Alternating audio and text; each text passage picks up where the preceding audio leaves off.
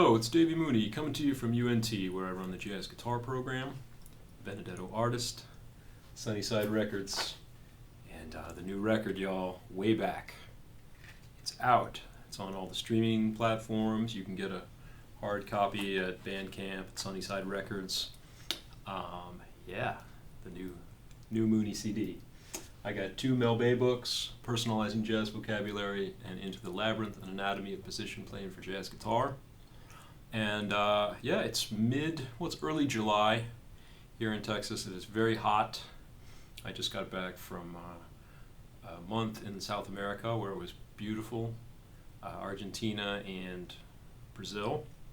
Doing some gigs, hanging out, going to the beach, going to see Corinthians, seeing Zé Celso play. But that's not what I want to talk about today with you. I want to talk about another tune from the new record.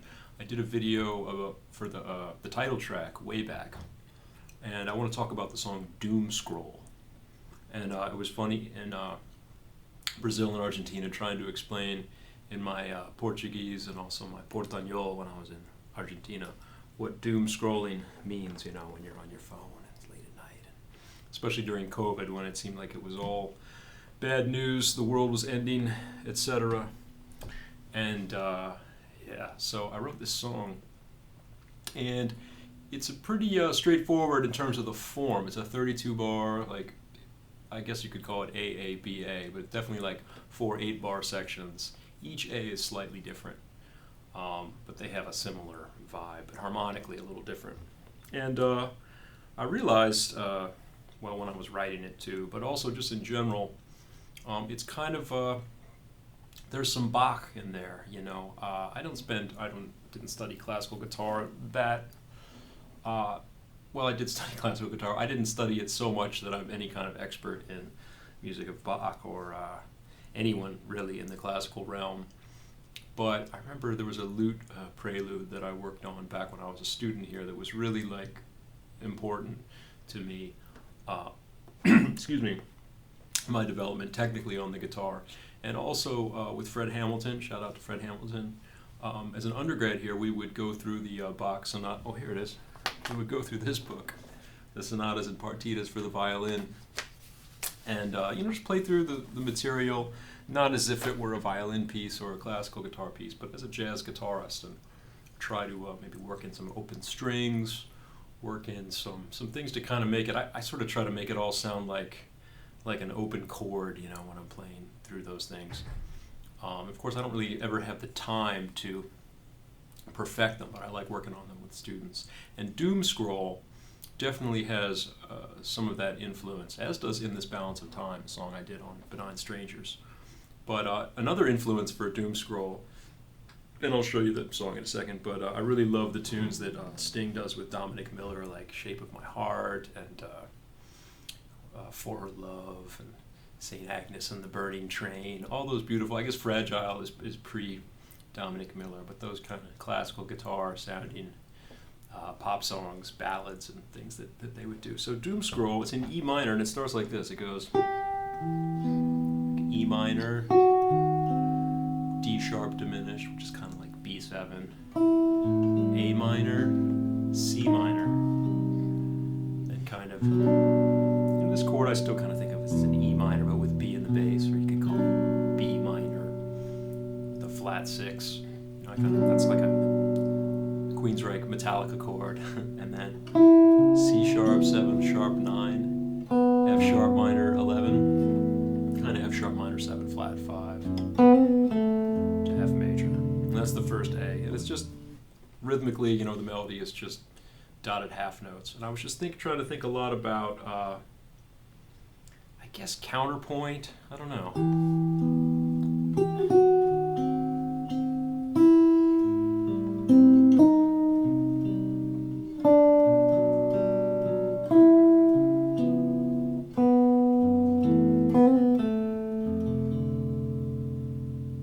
It's not always necessarily contrary motion, but I like that bass movement.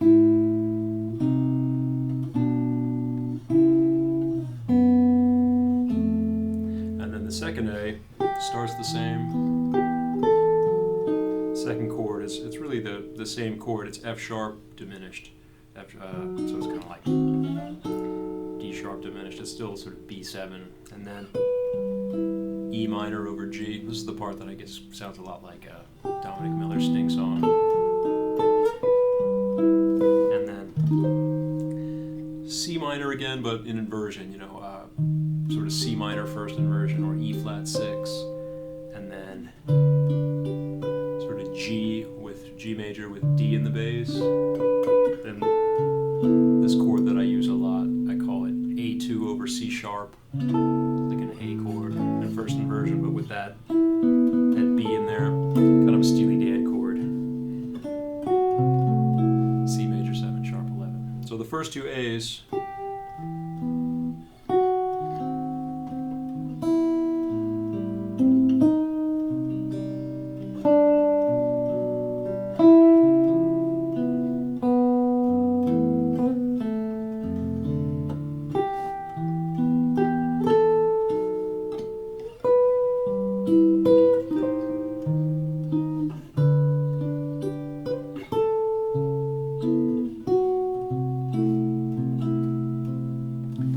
So, trying to create a mood, a kind of a sense of doom, but also hopefully of beauty, and that bass motion, bass and melody relationship. And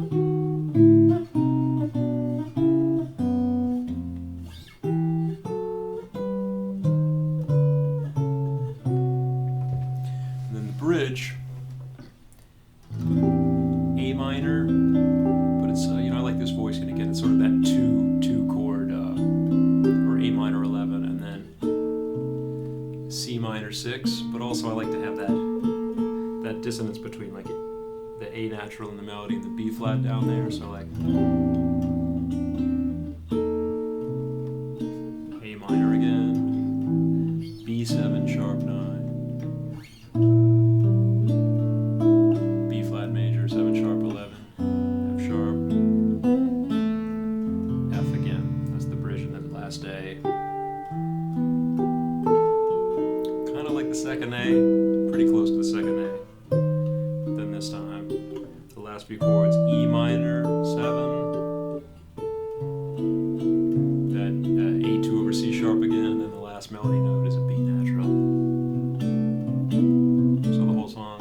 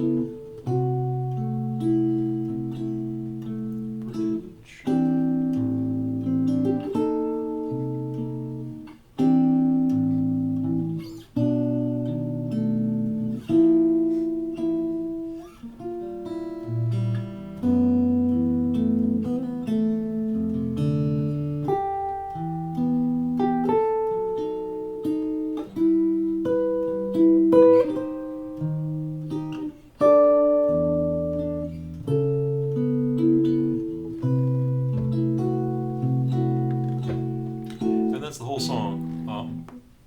It's a good one, kind of like Way Back, where you can really pass it out as like a lead sheet at a sound check, or even for people to sight read, because it's pretty straightforward, I guess, in terms of form, and it's a waltz, and obviously the melody's not that hard to read. But harmonically, it's a little deceptive. It's when I feel like I have songs like Way Back has a lot of chords.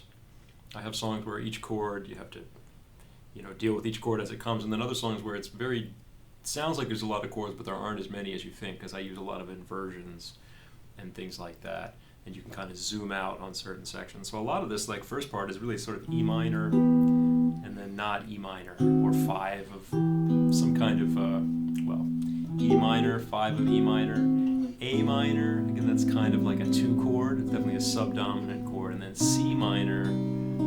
As I've said in a lot of videos, I think of like that C minor 6 as kind of being like a 5 chord in the key of E minor. So E minor, 5 of E minor, 2, 5, kind of E minor again. I guess that's like a 6 chord. 2, 5, but it's the tritone sub. Then the second A, E minor, 5 of E minor, kind of 5 of E minor again because it's C minor. Then this is kind of E minor, it's G major, E minor relative, and then the sort of 6 chord again, or almost, this is almost like an A7. It's not really that different if you're going to think of E minor as E Dorian. This is still kind of a Dorian chord, and then C major, which is also kind of like a subdominant, right? Like a C major is kind of A minor. It's like a 4 chord, 2 chord, and then the bridge, that A minor, subdominant 4 or 2 to C minor again. Again, kind of 2, 5 almost. 2, 5. Then the B major 7, B flat major 7 is kind of like, it's deceptive. I don't know what that is. And then 2, 5. So it's really a lot of like E minor, not E minor. E minor, 5 of E minor, E minor, 5 of E minor, E minor. That A major chord, it's kind of a A7 almost, and then C major again.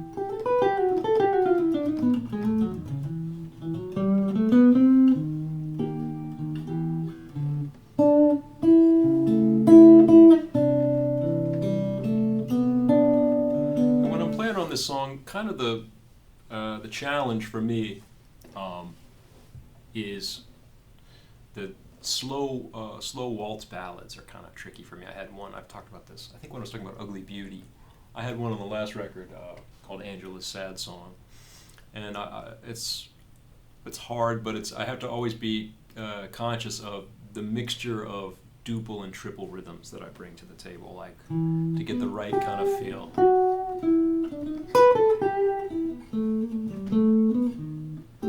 It's almost like the, because if I go to this place,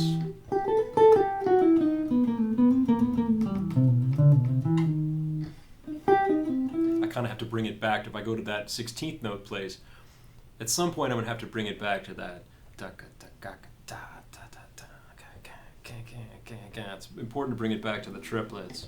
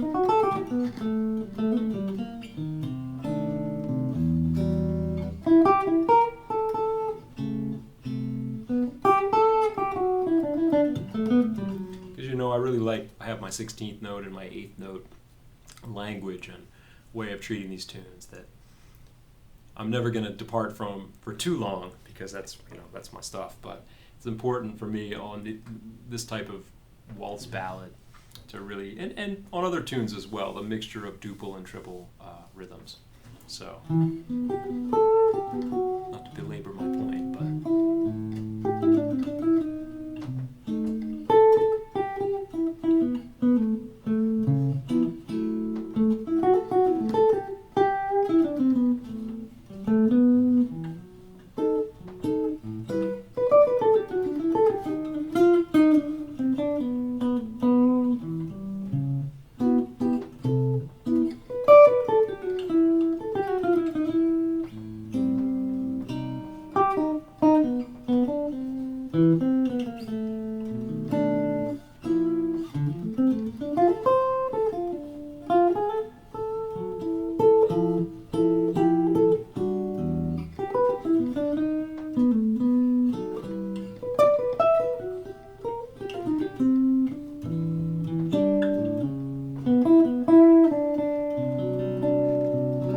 And to find, the perfect notes. This is one of those songs that I tell students, if I try to get real clear about what I'm actually trying to do when I'm improvising, it's just find those perfect notes.